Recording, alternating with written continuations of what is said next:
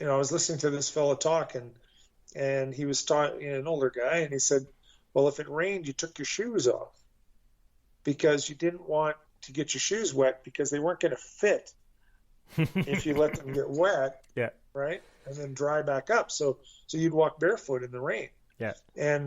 But you would walk in your shoes when the ground was dry. Even then, leather is a conductor because it absorbs the sweat and the salt Yeah. from your feet and Yeah. whatnot, and so it conducts electricity. And the earth is negatively charged. We lose that negative charge altogether, and there is enormous proof of health benefits of being connected to the earth, lowering your blood pressure and helping with things like arthritis and aches and pains and everything else. So, one of the beautiful things about it is it's free. It's absolutely free, Mm-hmm.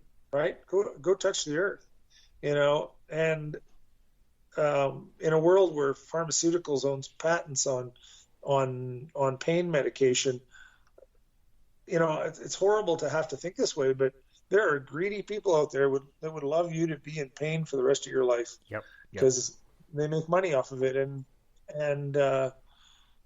if you can change that by simply getting reconnected. So, I mean, in all honesty, last night I ordered 2 grounding pads, they're called, and they're a little pad that goes on your mattress. So I ordered one for myself and one for my wife. Wow. And so it's a little pad that goes underneath your sheet, and it plugs into the grounding plug in your house, because that is tied into your electrical system and goes to ground. That's what it does. Yeah. Right. And so I ordered 2 of those. It was not very much money. And so if they do absolutely nothing, it's like, whatever. Right. But it's such a simple thing to be connected. So for those, however many hours you're in bed, let's say you're in bed for 8 hours a night, for those 8 hours at least, you are connected to the earth while you sleep. Yeah, which is pretty cool. Yeah, that is really cool. So do you, when you're out gardening, do you go barefoot? Or now that you've studied this, is this a new development? Yeah, I didn't before, but I'm going to start. I mean, after watching some videos on this and watching the changes that it made in some people's lives, it's incredible. I mean, it sounds fantastical. In other words, it sounds like garbage in a lot of respect, but watch this thing and this old guy who for 30 years paraplegic, unable to do more than wiggle his toes from his waist down. That he was barely able to wiggle his toes for 30 years. These guys gave him a grounding pad and had him start sleeping on it, and they would do videos of him periodically, and within a week he's able to move his legs enough that you can see his knees going back and forth. Wow. By the time they were done the documentary, he was out of his wheelchair and walking using a walker. That's incredible. So it's incredible. 30 years back. This kind of ties in with this book I read. It's called the Ringing Cedars series. It's called Anastasia by a Russian guy named Vladimir Megla. And the plot line is that he's a businessman traveling up and down the rivers in the northern taiga in Russia. Yeah. And I was gonna say, you want to grab the door behind you? Yeah. If you can hear that, yeah. Actually, let's pause it there, and I'll go use the washroom, and I'll go bring the little one downstairs, and we'll touch back on it. But the Ringing Cedars remind me when I get back. Okay. Okay. I'll be here. I'll just hang out. Okay, sounds good. Yeah, I'll just be a minute. So yeah, the Ringing Cedars series. This entrepreneur meets this fantastical woman in the northern Russian taiga. And fantastical, I mean she's like ultra connected to nature.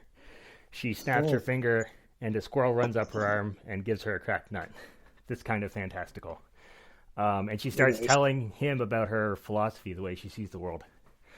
And she talks about how, the animism essentially, and that the earth is a living being. And that in the early 90s, the earth was like dying, like on the verge of death. Because, and especially in her philosophy, man plays a very, very central role in the world. All of creation is essentially for man to experience. and not in an egotistical way, but more in an ecological way. And the the Earth was needed like a hand, like literally.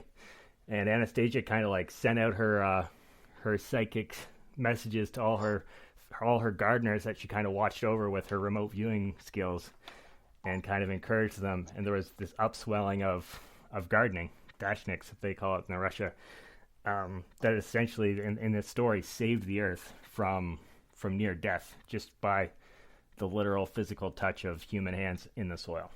So that's a woo-woo spiritual sidebar to the actual, physically proven benefits of grounding. Yeah, no, that's cool. No, there's lots of good news stories out there.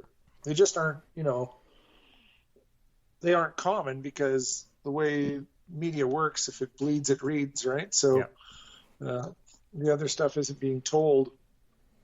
There's a town, and I can't remember what country it's in. I want to say Yugoslavia, but it could be wrong, the former Yugoslavia. So anyway, they decided that anybody who wanted to have chickens could have chickens.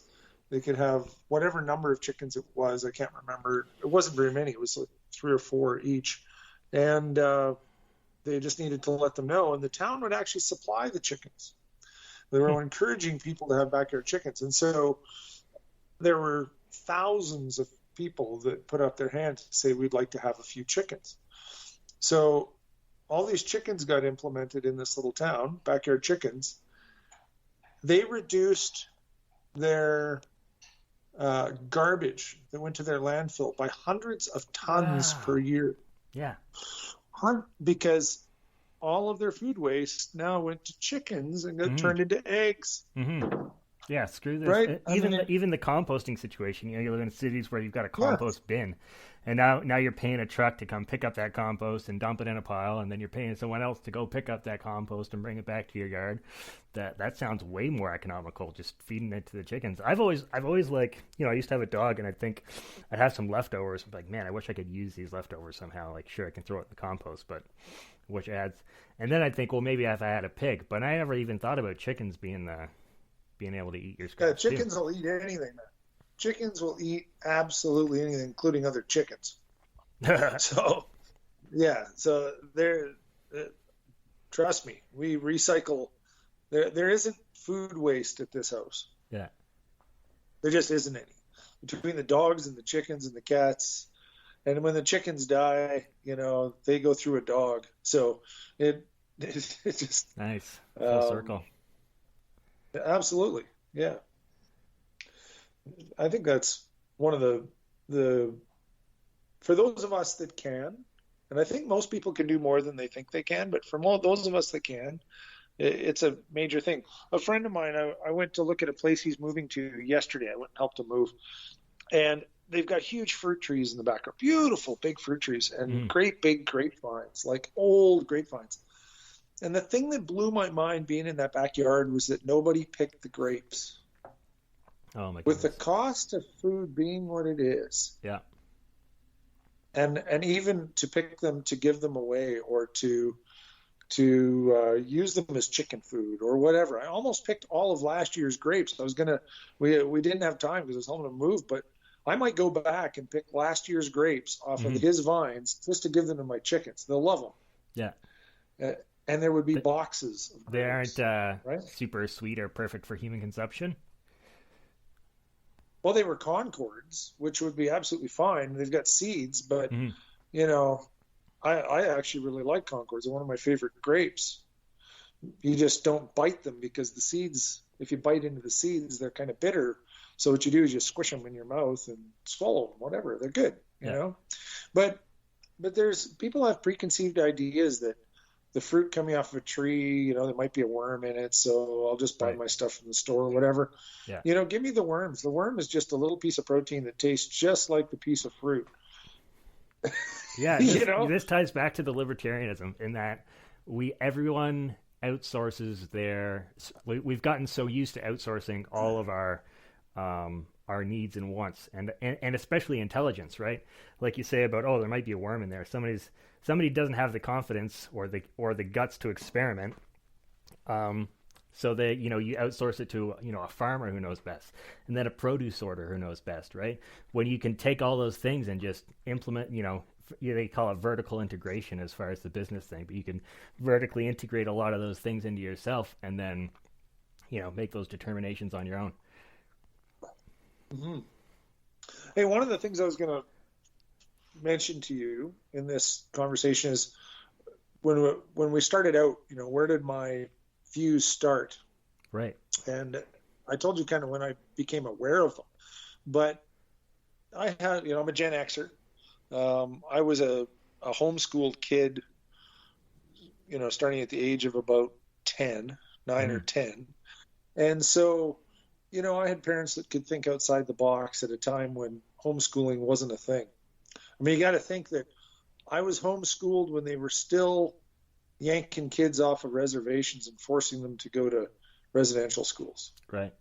Right. So you can imagine the school board was not particularly in favor of what was happening. They fought tooth and nail with my parents.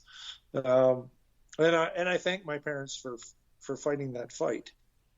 Yeah, that's kind of, if you heard Marshall McLuhan, his whole shtick is the medium is the message.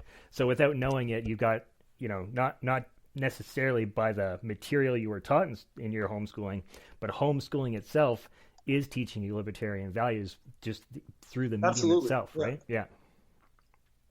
Mm-hmm.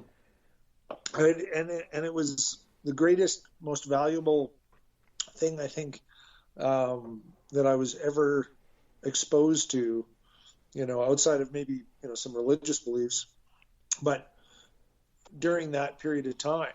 And because very formative years from age 9 to 14, 15, something like that, when I went back to school, to public school.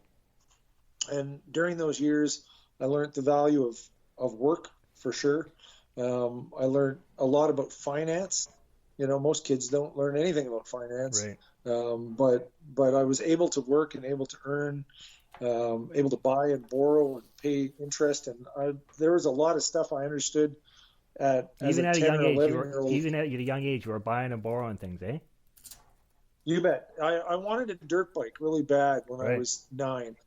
And so I was begging my dad, and begging my dad was a bad idea because begging could lead to a spanking. So we had to be careful.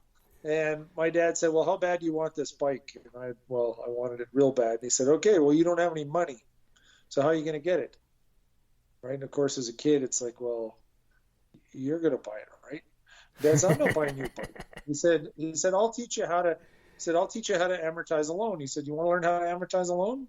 Oh dear. I said, sure. So he sat down, and at 10% interest, he showed me what compounding interest looked like, and how to calculate a loan, and how the longer it took for me to pay it, the more I had to pay. Yeah. Because the interest would pile up and so on. Right. And so he said, okay, he said, we can get the dirt bike. It was $600. And he said, well, we can get the dirt bike tomorrow, but you've got to pay it off. And the longer you take, the more it's going to cost you. And that stuck in my head. I worked every chance I got that I could earn money. I would work instead of ride my bike and then I could get out of debt. Right. And so that lesson at 9 is so valuable, that get rid of the debt. Because that's the trick. That's the way you get suckered into the whole slavery system. And I don't want to be too, what's the word? I don't know, against the system. But I am. I mean, honestly, we're talking about libertarianism. We don't really like the system. We know it's kind of rigged against us, and we want to figure out the way to sidestep it as many ways as we can, right? And that's how they get you, right? Is debt. Oh, you're like you can't get a tattoo, you can't go to war, but we'll give you you're 18 years old. We'll give you a $200,000 loan for your education, and figure it out, with your liberal arts degree, and then you're a slave to you're a slave to your own poor decisions, but the interest, you're 6% a slave to the banking system, right? Or whatever percentage it is. Yeah, you bet. I mean that, and as